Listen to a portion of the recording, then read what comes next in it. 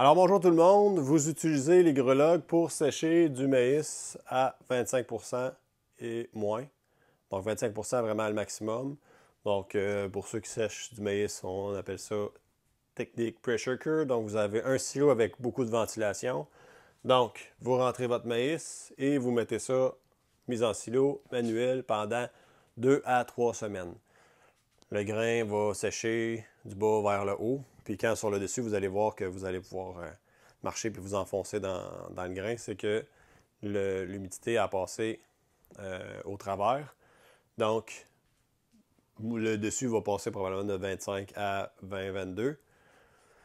Donc, il est encore passablement humide. Fait que là, ce que vous pouvez faire après ça, c'est commencer à travailler avec le système. Vous mettez en automatique et vous mettez votre humidité maximum à 90.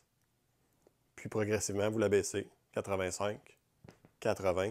Donc, vous allez gagner en efficacité, puis vous allez éviter de payer des heures de ventilation, un coût électrique inutile. Donc, petite astuce. Et une fois que le dessus est rendu passablement sec, vous passez en maintien. Vous avez plusieurs ventilateurs, disons 4.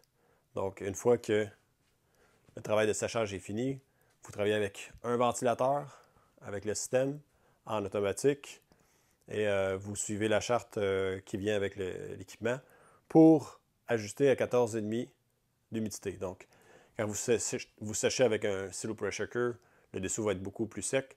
Donc, en retombant en maintien, ça va réhydrater le fond de votre grain. Puis, en haut, même s'il est un peu plus humide, il va continuer à sécher. Donc, l'air humide va réhydrater le dessous du silo. Le grain va absorber l'eau de l'air. Puis l'air va devenir sec, puis il va continuer à sécher le dessus du silo. Donc, on suit la méthode. Vous n'êtes pas sûr, vous nous contactez.